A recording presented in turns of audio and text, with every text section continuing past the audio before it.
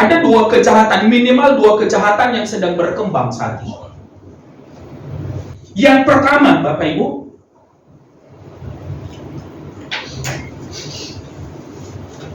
anak-anak Tuhan semakin sulit memuji Tuhan. Betul? Semakin sulit memuji Tuhan. Khususnya di Indonesia ini, gangguan terhadap kekristenan itu semakin terus bertambah-tambah sampai hari ini. Dan bahkan makin meningkat kualitasnya. Dilarang ibadah di Medan, di Binjai, di Bandar Lampung, kemudian di Bekasi, ya, dan di mana-mana tempat banyak sekarang ini. Kalau dulu hanya orang ribut di luar, sekarang ini sampai masuk, orang lagi ibadah diganggu, orang lagi ibadah dihentikan ibadahnya. Bapak Ibu, seingat saya, setahu saya, orang-orang yang melarang orang beribadah, orang Kristen dilarang beribadah, ya, itu seingat saya hanya di negara-negara komunis beberapa puluh tahun yang lalu. Tapi sekarang ini di Indonesia, di negara yang menyebut dirinya negara bertuhan, yang mengaku percaya kepada Tuhan, justru melarang orang beribadah kepada Tuhan. Ini makanya saya katakan tadi, kejahatan semakin bertambah-tambah, meningkat di luar batas. Ada orang yang menghalangi orang beribadah dan menganggap itu adalah ibadah.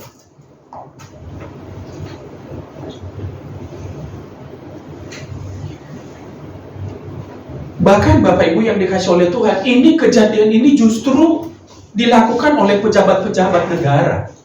Kenapa saya katakan pejabat negara? Mulai dari RT. Yang memimpinnya RT masuk dalam gereja, menghentikan ibadah. Ada RT yang berstatus oknum aparat keamanan, menghentikan orang beribadah. Jadi Bapak Ibu yang dikasih oleh Tuhan, bagi orang-orang yang takut akan Tuhan, mungkin kita berpikir, wah, ada orang berkata, wah, ini anak-anak Tuhan, gereja Tuhan sedang memikul salib, sedang menghadapi keadaan yang tidak baik. Ya, di satu sisi memang kita harus pikul salib. Yesus berkata, karena aku, kamu akan dibenci semua orang. Tetapi larangan orang untuk beribadah itu adalah sebuah kejahatan. Rasanya Bapak Ibu, tempat yang lebih sering didatangi dan dilarang berusaha ditutup apa? Tempat apa? Tempat beribadah orang Kristen.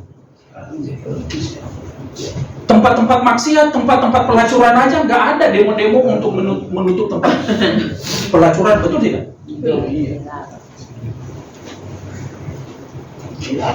Coba kita ingat-ingat tempat pelacuran yang ditutup, yang datang dengan atas nama agama kemudian ditutup, apa? Nggak ada. Tapi orang beribadah, orang-orang Kristen beribadah, tempat ibadah orang Kristen datang atas nama agama, apa yang ditutup? Gereja Kristen. Bapak Ibu yang dikasih oleh Tuhan, ini yang sedang terjadi, dan saya mau katakan kita sedang hidup di zaman yang sangat istimewa. Sebab kenapa? Firman Tuhan sedang digenapi. Menyaksikan semuanya ini, kita bersyukur Alkitab ini yang kita punya ini adalah Alkitab yang hidup, sedang digenapi satu persatu. Dan semakin banyak firman Tuhan ini semakin digenapi. Oleh sebab itu, jangan pernah berhenti untuk beribadah kepada Kristus. Jangan pernah berhenti untuk beriman kepada Yesus. Amin. Amin. Kita harus cerdas dalam keadaan ini, Bapak Ibu yang dikasih oleh Tuhan. Ya.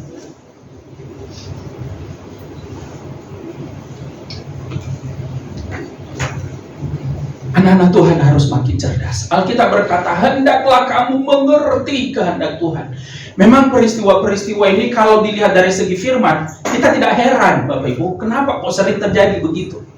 Tapi kalau dilihat dari segi kemanusiaan, dari segi kita sebagai manusia, ini mengherankan. Kok hal ini terjadi di negara yang mengaku negara percaya Tuhan, negara yang bertuhan, tetapi justru melarang orang untuk beribadah kepada Tuhan. Nah, Bapak Ibu yang dikasih oleh Tuhan, ini juga yang terjadi ketika orang Israel ada di Mesir. Mereka dilarang untuk beribadah kepada Tuhan.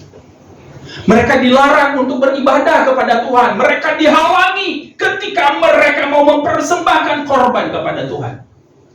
Akibatnya apa? Mesir dihukum, betul? Ada berapa banyak Tuhan menjatuhkan hukuman kepada Mesir karena melarang anak-anak Tuhan beribadah? Setidaknya ada 10, ada 10, ya. Ada 10 tulah dicurahkan, dilimpahkan, ditimpakan oleh Tuhan kepada Mesir karena Mesir menghalangi umat Israel beribadah kepada Tuhan. Tuhan murka kepada orang-orang yang menghalangi untuk beribadah. Dan bahkan sampai pada akhirnya rajanya sendiri pun dan tentara-tentaranya dihancurkan dengan ditenggelamkan di laut Teberau. Bapak Ibu yang dikasih oleh Tuhan, kita harus cerdas. Anak-anak Tuhan harus cerdas dalam keadaan ini. Saya mau katakan ini sulit, ya, ini sulit. Ya. Bagi anak-anak Tuhan ini adalah sebuah keadaan yang sulit. Tetapi kita sebagai anak-anak Tuhan, sekali lagi, harus semakin bertumbuh kepada Tuhan. Sebab kenapa? Tuhan akan memakai kesulitan-kesulitan ini untuk semakin menyucikan, menjernihkan, membersihkan iman dari anak-anak Tuhan. Kesulitan yang sedang terjadi, dosa yang terus berkembang, ini akan menjadi alat di tangan Tuhan untuk membuat anak-anak Tuhan semakin menyucikan diri. Amen.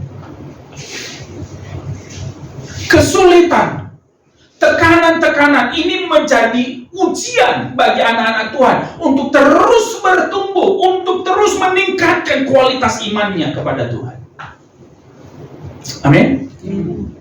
Mari kita terus meningkatkan kualitas iman kita kepada Tuhan.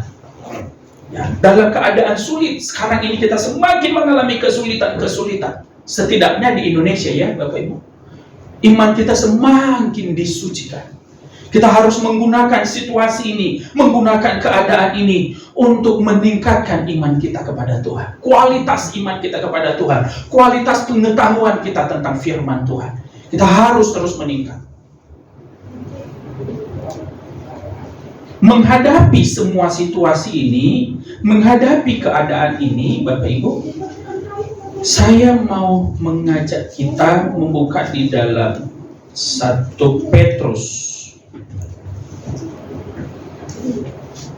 1 Petrus pasal 5 ayat 8 dan 9. 1 Petrus 5 ayat 8 dan 9, silakan. Demikianlah firman Tuhan. Ya. Sadarlah dan berjaga-jagalah. Lawanmu si iblis berjalan keliling sama seperti singa yang mengaum-ngaum dan mencari orang yang dapat ditelannya. Iya. Lawanlah dia dengan iman yang teguh, sebab kamu tahu bahwa semua saudaramu di seluruh dunia menanggung penderitaan yang sama. Iya. Perhatikanlah, lawanmu si iblis berjalan berkeliling seperti singa yang mengaum-ngaum. Singa yang sedang mengancam, singa yang terus mengintip untuk mencari kesempatan untuk menerkam dan mencabik-cabik. Itulah keadaan iblis sekarang ini, Bapak Ibu, di sekitar kita.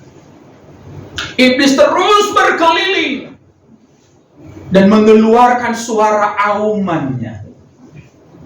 Kenapa dikatakan singa yang mengaum? Senjata pertama dari singa itu apa? Suara. Senjata pertamanya adalah suaranya, aumannya. Dengan dia mengaum, Bapak Ibu, tujuannya adalah untuk melemahkan mental dari mangsanya. Suaranya itu, dia melemahkannya. Kalau mentalnya sudah hancur, mentalnya sudah jatuh, maka dia akan mudah untuk menangkapnya, kemudian mencabik-cabik. Oleh sebab itu, Bapak Ibu yang dikasih oleh Tuhan, mari kita melakukan tindakan-tindakan yang bijak, cerdas dan bijak. Ayat 9 dia berkata, lawanlah dia dengan iman. Oleh sebab itu, Bapak Ibu yang dikasih oleh Tuhan, dalam keadaan-keadaan yang kita hadapi sekarang ini, dihadapi gereja khususnya di Indonesia, ketika menghadapi tekanan-tekanan ini, apa yang harus dilakukan? Apakah kita hanya berkata, wah kita hanya pikul salib? Memang pikul salib betul, dengan tetap mempertahankan iman, meskipun dihalangi, meskipun ditekan, kita tetap beribadah. Kita harus terus beriman. Di sisi yang lain, kita berkata, lawan. Bapak Ibu, saya tidak mengatakan kita perang, tidak. Tetapi harus ada perlawanan-perlawanan. Harus ada perlawanan-perlawanan. Sebab kenapa? Kristen diakui nggak di Indonesia? Diakui di Indonesia. Dilindungi oleh negara? Dilindungi oleh undang-undang? Iya. Artinya Kristen pun berhak beribadah di Indonesia. Amin. Amin. Oleh sebab itu, Bapak Ibu yang dikasih oleh Tuhan, kita harus melakukan perlawanan-perlawanan yang benar. Paulus, Bapak Ibu yang dikasih oleh Tuhan, dia adalah sebagai warga negara Roma. Satu waktu ia ditangkap, kemudian ia dimasukkan ke dalam penjara. Hanya karena ia beribadah, hanya karena ia melayani, ia ditangkap lalu dimasukkan ke penjara. Setelah sekian hari, pemimpin-pemimpin yang menangkap dia disuruh dia keluar karena tidak ditemukan kesalahan padanya. Lalu mereka berusaha untuk melepaskan Paulus, tapi melalui pesuruh-pesuruh, udahlah, suruh pergilah Paulus. Mendengar itu, Paulus melakukan perlawanan. Oh, tidak boleh begitu. Kalian sudah menangkap aku tanpa alasan, sekarang kalian menyuruh aku pergi begitu saja. Itu tidak mungkin terjadi.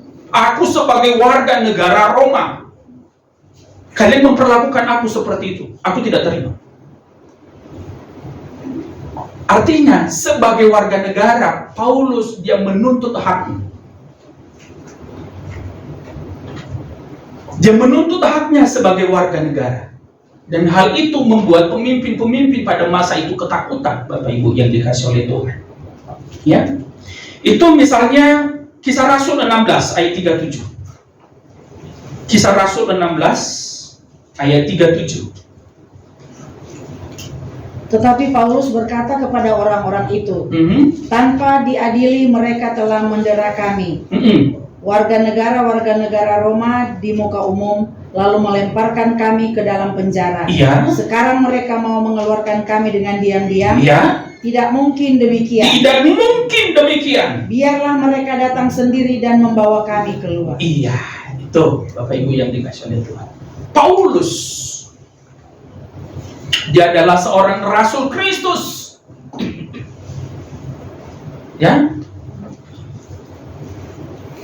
Jadi Bapak Ibu yang dikasih oleh Tuhan, ini kita harus melihat dan memperhatikan. Kemudian pasal 25, Kisah Rasul 25. Ayatnya yang ke-11. Ini juga Paulus ketika ia naik banding, ya, ketika ia diadili tanpa kesalahan, hanya dituduh saja. Silakan. Jadi jika aku benar-benar bersalah dan berbuat sesuatu kejahatan yang setimpal dengan hukuman mati, Iya. aku rela mati. Aku rela mati. Tetapi jika apa yang mereka tuduhkan itu terhadap aku ternyata tidak benar, Iya. tidak ada seorang pun yang berhak menyerahkan aku sebagai suatu anugerah kepada mereka. Iya. Aku naik banding kepada Kaisar. Aku naik banding kepada Kaisar. Kalau aku dihukum karena aku berbuat kesalahan yang setimpal, aku rela mati. Kalau umat Kristen ini ibadahnya itu merusak, maka kita harus rela menerimanya begitu saja. Tetapi kekristenan, ibadah Kristen, pemberitaan firman, justru ibadah Kristen ini mengajari orang berbuat baik, mengajarkan orang menjadi benar.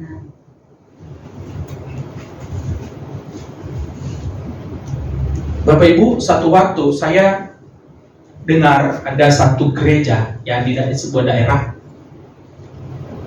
Gerejanya ada di lingkungan penduduk juga, disomasi oleh warga. Termasuk pemimpin-pemimpin agama, disomasi. Tidak boleh lagi ibadah di situ, padahal mereka sudah beribadah di situ puluhan tahun.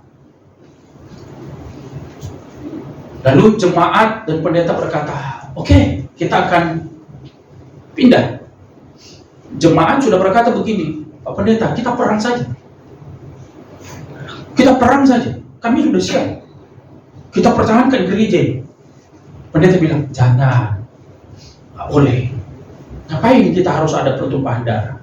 Dan ternyata Bapak Ibu, masalah ini sampai ke pemimpin daerah, ke bupati atau wali kota, sampai di sana. Sampai gembalanya dipanggil oleh pemimpin daerah di tempat itu, bupati atau wali kota, dipanggil. Pak Pendeta, tolong segera keluar dari situ. Sebab kalau tidak ini bahaya. Dia bilang, iya Pak, kami mau pindah, tapi berikan kami kesempatan, sebab kami sedang mencari tempat. Dia bilang, nggak bisa Pak, saya nggak bisa. Bapak harus keluar, pokoknya dalam bulan ini Bapak sudah harus keluar di situ, nggak boleh ada ibadah lagi di situ, nggak boleh ada gereja. Jadi pendeta ini merasa ditekan. Tolonglah Pak, kami beri waktu, kami lagi cari tempat, kami pasti pindah. Nggak bisa Pak. Lalu pendetanya bilang apa? Kalau begitu Pak, hari ini saya umumkan, kami tidak mau keluar dan kami siap perang. Itu yang dikatakan pendetanya, kami tidak mau keluar Pak, dan jemaat sudah siap dari belakang, siap untuk perang. Dan kami pertahankan gereja ini sampai titik darah penghabisan.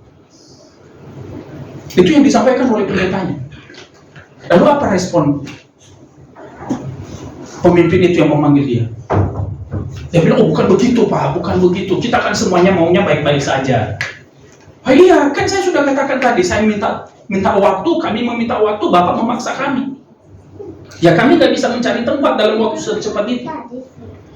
Tapi Bapak Ibu, apa yang terjadi setelah itu? Ternyata setelah pendetanya mengatakan demikian kepada bupatinya atau wali kotanya itu, segala urusan menjadi mudah. Tempat, mereka menjadi dapat tempat justru dari orang yang tadinya memimpin resolusi atau yang memimpin demo untuk mengusir gereja itu. Padahal sebelumnya kami mau supaya kami beli tanaman. Dia bilang kami nggak mau, saya nggak jual. Tapi justru setelah pendetanya ini bilang begitu kepada bupatinya, mungkin dipanggil kali pemimpin demo ini. Akhirnya justru itu tanah itu dijual kepada pihak gereja. Orang yang tadinya melarang tidak boleh, justru akhirnya diberikan. Itu yang pertama. Yang kedua, izin keluar mudah. Izin keluar. Yang berikutnya, ada bantuan dari pemerintah untuk bangun gereja cepat. Amin. Yang menjadi tanggung jawab mereka apa? Soal listrik, Pak, kalau begitu untuk listrik Bapaklah yang tanggung jawab untuk tiangnya ya. Ada berapa tiang, Bapaklah yang bayar itu ya. Oke, kalau itu tidak apa-apa, tidak masalah bagi kami. Kami akan mengusahakan tiangnya, kami akan membayar untuk tiangnya. Karena di tanah yang mereka beli itu belum masuk listrik. Supaya bisa masuk listrik harus masuk beberapa puluh meter, berapa ratus meter. Pendeta bilang, oh tidak apa-apa. Tapi akhirnya mereka menjadi mudah, justru izinnya keluar. Mungkin kalau sebelumnya, kalau tidak begitu, mungkin mereka dapat tempat, izinnya belum tentu keluar. Izin keluar, tanah yang tadinya nggak mungkin mereka bisa dapatkan tanah itu, akhirnya dapat dengan mudah. Kemudian bantuan pemerintah juga turun. Jadi Bapak Ibu yang dikasih oleh Tuhan, tadi di dalam 1 Petrus, iblis itu berjalan keliling. Dan apa yang harus dilakukan? Lawanlah dia. Tentu Bapak Ibu yang dikasih oleh Tuhan. Nah, di sini kebijaksanaannya diperlukan. Tidak harus dalam Efesus juga dikatakan bahwa peperangan kita bukan melawan darah dan daging. Bukan berarti kita harus bawa senjata, tetapi harus bijak. Amin. Yesus pernah katakan, kalau kamu ditekan, kamu dihukum, kamu didera dalam satu kota, maka larilah ke tempat yang lain. Artinya, jangan konyol, jangan terima begitu saja. Tetapi sebagai warga negara kamu harus menuntut apa yang menjadi hakmu. Saya ulangi sekali lagi. Kristen ini sah di Indonesia? Sah. Diakui negara? Diakui. Berarti berhak untuk beribadah. Amin. Amin. Kekristenan bukan membuat orang menjadi jahat, tetapi kekristenan membuat orang semakin baik. Yang rusak diperbaiki. Amin. Jadi Bapak Ibu yang dikasih oleh Tuhan, ini yang pertama yang sedang terjadi. Bapak Ibu yang dikasih oleh Tuhan, ini yang sedang terjadi di sekitar kita. Jadi sebagai warga negara, kita berhak dan tidak melanggar Alkitab. Ketika kita sebagai warga negara, umat Kristen sebagai warga negara menuntut haknya, itu tidak melanggar firman. Justru itu Alkitabiah. Dalam hal iman, kita harus terus bertahan di dalam iman kita kepada Tuhan. Amin. Meningkatkan iman kita. Peristiwa-peristiwa tekanan-tekanan, intimidasi yang dialami oleh umat Kristen, itu harus menjadi alat untuk semakin memurnikan iman kita kepada Tuhan. Amin. Memurnikan kasih kita kepada sesama. Kita tidak boleh membenci, justru kita berdoa dan kita kasihan. Kita harus mengasihi mereka, mengasihi orang-orang yang menghalangi untuk beribadah. Amin. Jadi itulah firman Tuhan. Firman Tuhan itu tegas, tetapi juga penuh kasih.